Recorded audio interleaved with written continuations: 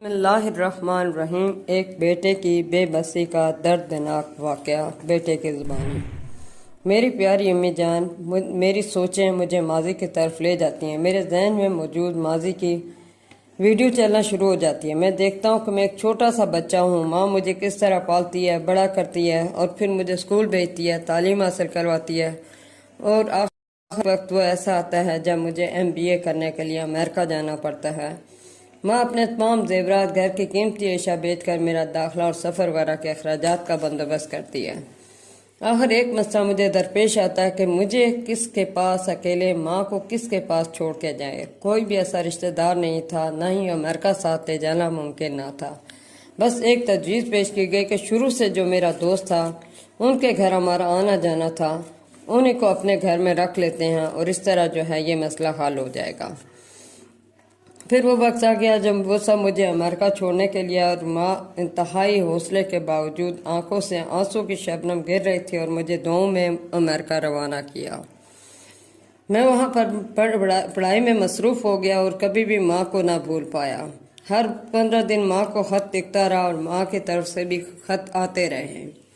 پھر ایک دن میں نے ماں کو واپسی کی اطلاع دی کہ میں اب واپس آ رہا ہوں، اور ماں نے واپسی میں جواب دیا کہ بیٹا میں کل تمہارے استقبال کے لیے ایئرپورٹ پر موجود ہوں گی۔ لیکن کل جب میں پاکستان آیا تو میری آنکھیں آپ کی تلاش میں تھی، لیکن مجھے وہاں کہیں پہ بھی آپ کا وجود نظر نہ آیا۔ میں نے دیکھا کہ میری ماں کہیں نہیں ہے۔ میں اپنے دوستوں سے پوچھا، انہوں نے مجھے کچھ نہیں بتایا۔ گھر چل کے بتائیں گے، گھر جا کے بھی وہ کچھ نہ بتائیں۔ آخرکار میں نے جب زور لگا کر پوچھا تو انہوں نے کہا کہ آپ کی ماں کو اس دنیا سے گئے ہوئے 6 ماہ ہو چکے ہیں۔ میں نے روتے ہوئے پوچھا کہ تم نے مجھے کیوں نہیں بتایا، تو انہوں نے صرف جواب خاموشی میں بتایا۔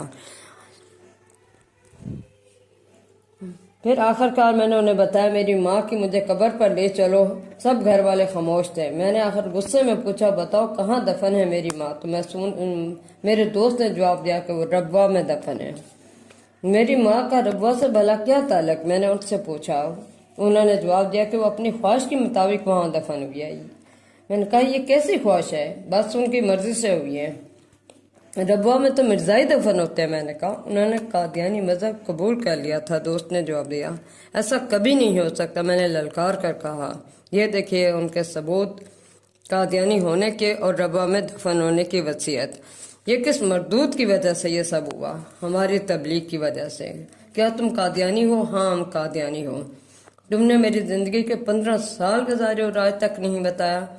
اگر بتا دیتا تو اس مہم میں کیسے کامیاب ہو جاتا۔